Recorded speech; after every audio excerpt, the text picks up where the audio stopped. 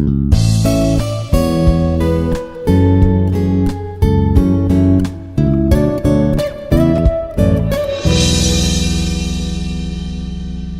am Lakshmi Prasanna, Assistant Professor, Department of ECE, Institute of Aeronautical Engineering. Welcome to the lecture session of image processing. In this session, we will learn about Module 4, that is color image processing. So, in this session, we will discuss some small introduction related to color image processing. So, here initially, in automated image analysis, this color is one of the most powerful descriptor which simply identifies the object identification and extraction.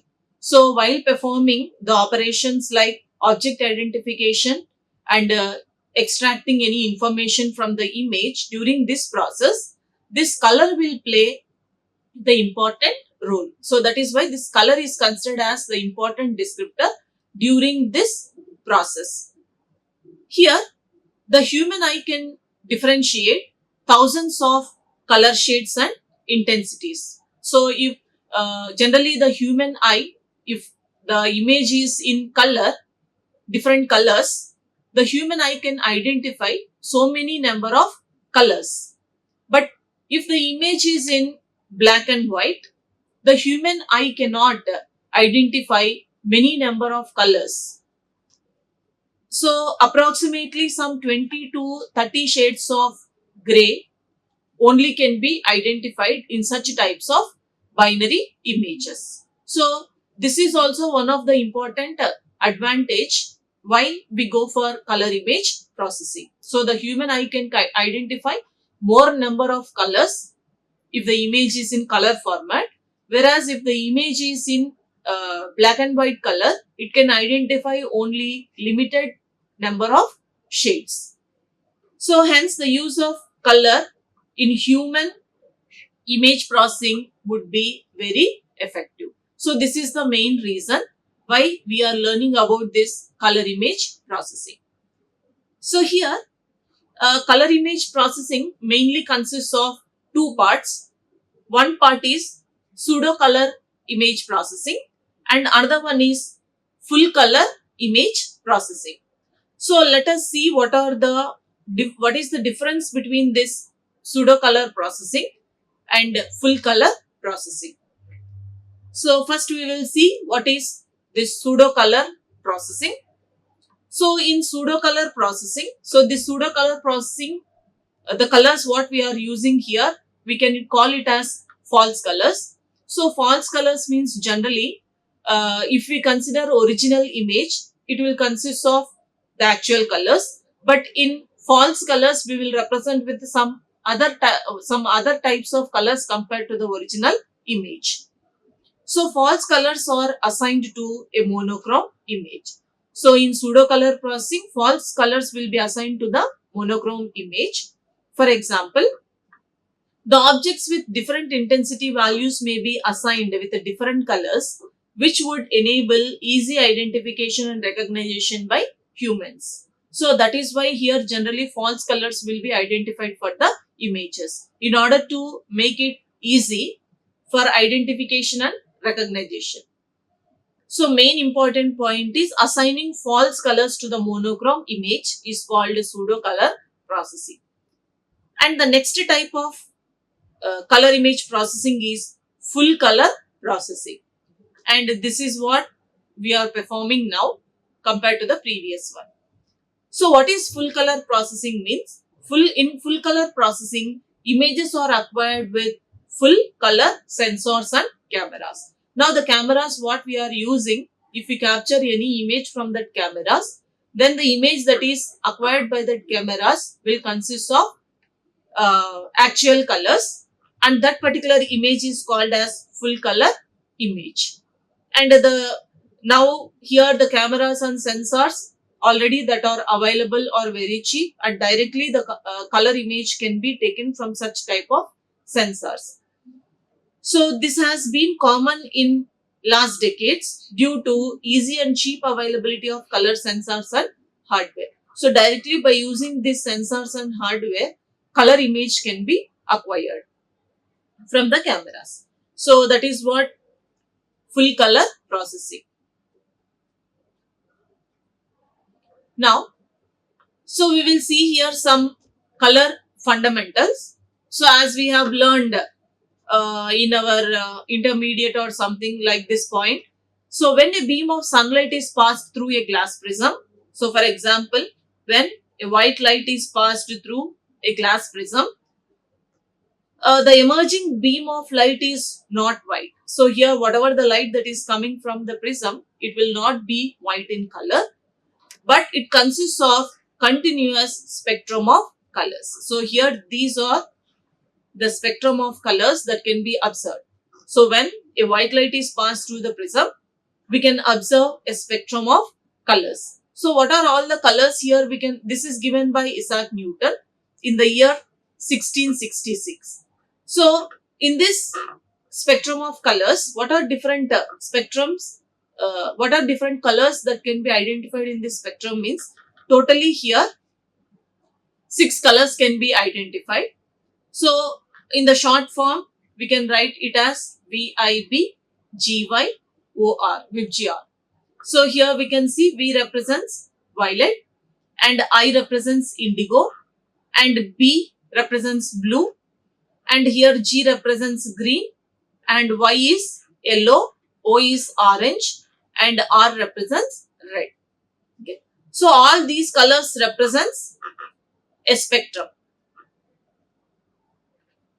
So here these are all the 6 broad regions in the spectrum. So for each color, some region is allotted in the electromagnetic spectrum.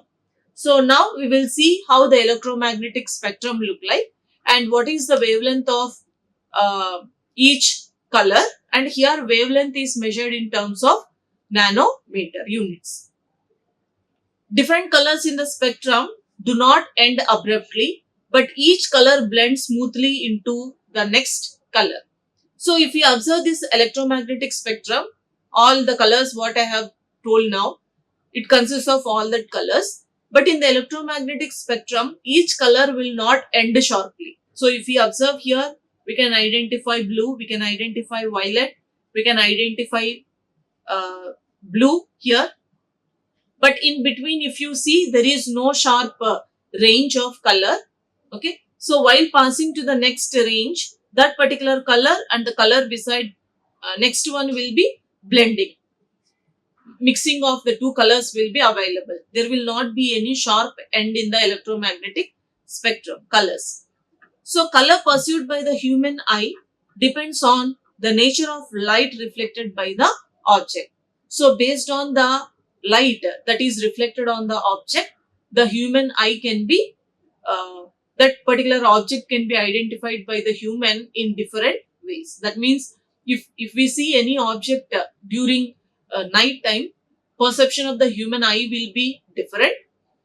If you see the same object during daytime, the object perception by the human eye will be different.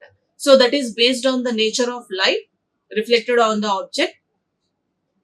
The color perceived by the human eye will be different.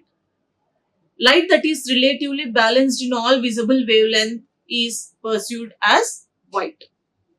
So objects that appear green, so if the object consists of some green color, it reflects more light and the light will be in terms of 500 to 570 nanometer range, absorbing other wavelengths of light.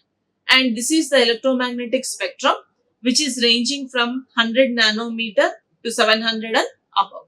So if the range is between 100 to 400 nanometer, then we call that it is ultraviolet radiation.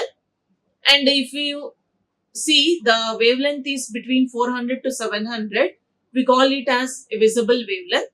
And if the wavelength is above 700, then we call it as infrared.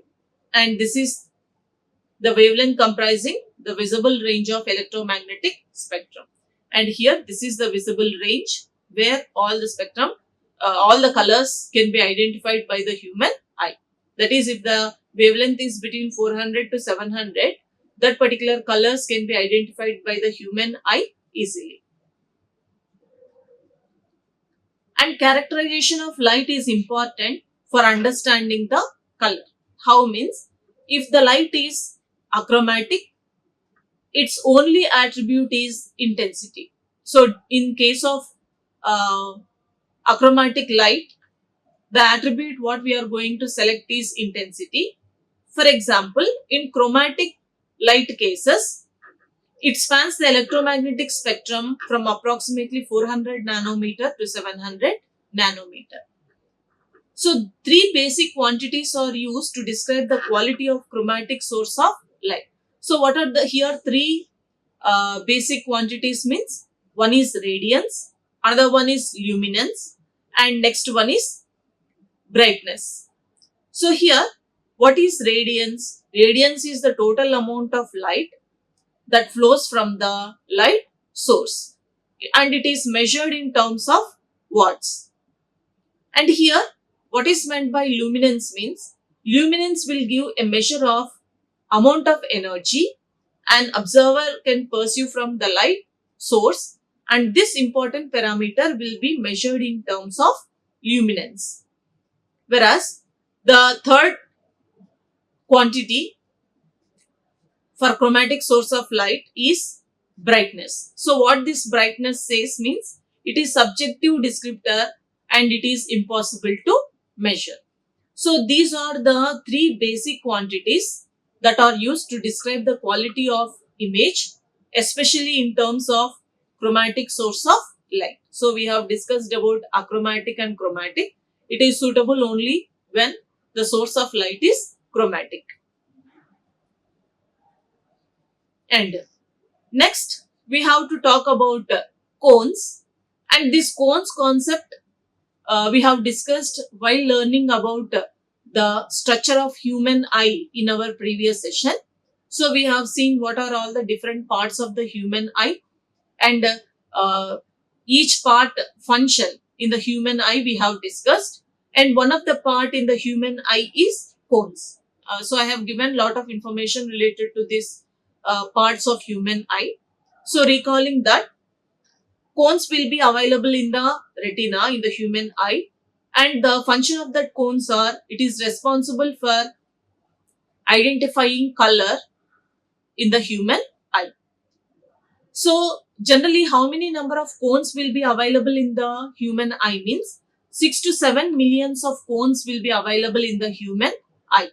So these 6 to 7 millions of cones, they are divided into three categories, and the three categories are, some of the cones identify only some sort of colors, and more number of cones will identify less colors, like we will see here.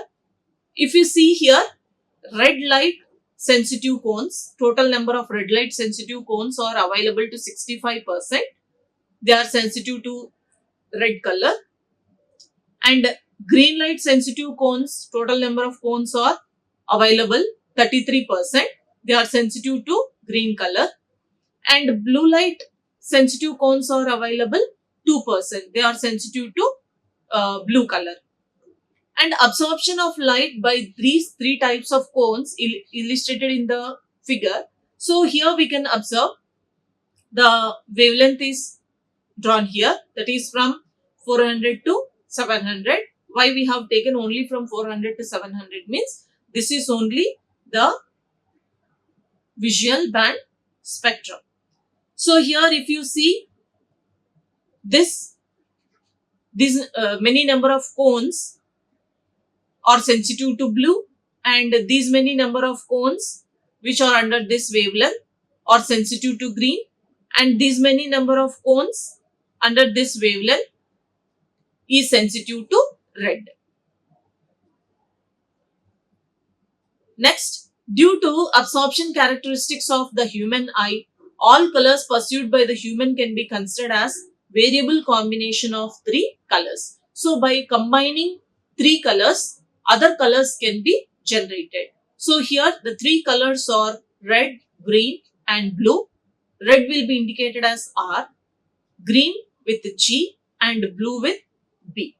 So this red color is having 700 nanometer wavelength in the electromagnetic spectrum, and green will be having 546.1 nanometer and blue is having 435.8 nanometer wavelength. So this is according to electromagnetic spectrum. So based on combining these three colors, they are called primary colors. The remaining colors can be generated. Now we will see how to generate the additional colors by combining these three primary colors. Now, so the color specific wavelength are used mainly for standardization. We have seen in the previous slide three primary colors with three different wavelengths. Okay, so specific color wavelength should be combined in order to form some other colors. So it is not possible to produce all the colors purely by combining these three specific wavelengths. We have to vary the wavelengths in order to produce the colors. For example, here we can consider mixture of light. It is additive primaries, and this is mixture of pigments with subtractive primaries. So here the primary colors what we have gone through are red, green and blue with these wavelengths. Okay. Now, so if you see, this is red, green and blue. By combining these three colors, other colors like yellow, magenta and cyan are formed. Now, while forming, if these three secondary colors are combined, secondary colors are this magenta, cyan and yellow are combined, then the white color will be formed. So here primary colors when added will produce the secondary colors. See, when red and blue, this is when red and blue are combined, magenta is formed. And when green and blue are combined, so this is green and blue, when they are combined, this cyan color is formed. And when red and green are combined, so this is red and green, when they are combined, yellow color is formed. So combining these three primary colors, red, green and blue, secondary colors like magenta, cyan and yellow can be formed. Now, so here we have combined now secondary colors. Let us see whether the primary colors are generated or not. So here the secondary colors are magenta, yellow and cyan. When this magenta and yellow are combined, red color is formed. When yellow and cyan is combined, green is formed. And when this magenta and cyan are combined, blue color is formed. But when these three, only the three primary colors are combined, the common area, we can observe here, black color is formed. So here when secondary colors are combined, the common area is white. When the primary colors are combined, the common area formed will be black. Like this, by combining different colors, other color can be generated. Now, so mixing the three, as we have discussed in this two diagrams, here some important points are given. So mixing the three primary colors like red, green and blue, or the secondary colors like magenta, yellow, cyan, or we can write like CMY. With its opposite primary in the light intensities produces white light. So here white color is formed. So a primary color of pigment is defined as one that subtracts or absorbs a primary color of light and reflects or transmit the other two. So here the addition operation is performed and here the subtractive operation is performed. And therefore the primary color of pigments are magenta, cyan and yellow, that is CMY, and the secondary pigment colors are red, green and blue. So mixing the three pigment primaries or secondaries with the opposite primary in the right will form black color. So here the black color is formed. Now, so color television or computer monitor. Generally, if you see the televisions or the computer monitors, so in that monitor, example of additive nature of color of light, here with the combination of this RGB, only we are observing many number of colors in televisions or computers. So generally, the screen inside the TVs or computers, it is coated with dots of phosphorus. So each being capable of producing one of the three primary colors. All the dots will produce the three primary colors. A combination of light of these three primary colors will produce all different colors we see. So in televisions and computers, we not only see the primary colors like red, green and blue, as we have dots, uh, due to the dots combination of the primary, each dot is having one primary color, combination of that only we are observing different colors in the televisions and computers. So if you see, printing is an example of the subtractive nature of color pigments. So the main characteristics used to distinguish one color from other, three characteristics are brightness, hue and saturation. So here what is meant by brightness? It means the amount of intensity or color level. And here next characteristic is hue. It represents the dominant color as perceived by an observer. And the last one is saturation. So here saturation refers to the amount of white light which is mixed with a hue. Hue and saturation, we have discussed here hue and saturation. The combination of this hue and saturation are called chromaticity. So color can be described in terms of brightness and chromaticity. So while discussing about color image processing, we should have idea about this tri-stimulus values. So the amount of red, green and blue need to form any particular color based on this tri-stimulus values. So we cannot combine as if we like the amount of color. So it is limited. So to what extent of red we have to combine, green we have to combine, to what extent of what amount of yellow we have to combine means it is based on the tri-stimulus values and they are indicated with X, Y and Z. So in general, color is specified by three trichromatic coefficients. The three trichromatic coefficients are X, Y and Z. So here are the formulas. X is equal to X by X plus Y plus Z and Y is equal to Y by X plus Y plus Z and Z is equal to Z by X plus Y plus Z. Here one condition should be satisfied, that is X plus Y plus Z should be equal to 1. So this is about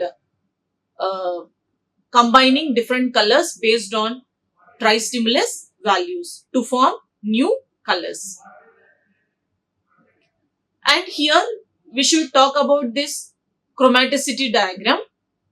So another approach to specify color is via the CIE, that is chromaticity diagram, which represents color composition, and here the color composition is with respect to X and Y. X represents red color and Y represents green color values. So for any value red and green, the corresponding value of Z will be calculated. So Z is another unknown parameter. So the formula to calculate this Z, that is blue color, is Z should be equal to 1 minus X plus Y, because we have seen the tri-stimulus formula, the condition that need to be satisfied, that is X plus Y plus Z is equal to 1. So in order to find any unknown color, Z will be equal to 1 minus X plus Y. Okay. and this is the chromaticity diagram. If we observe here, this is like a tongue-like structure.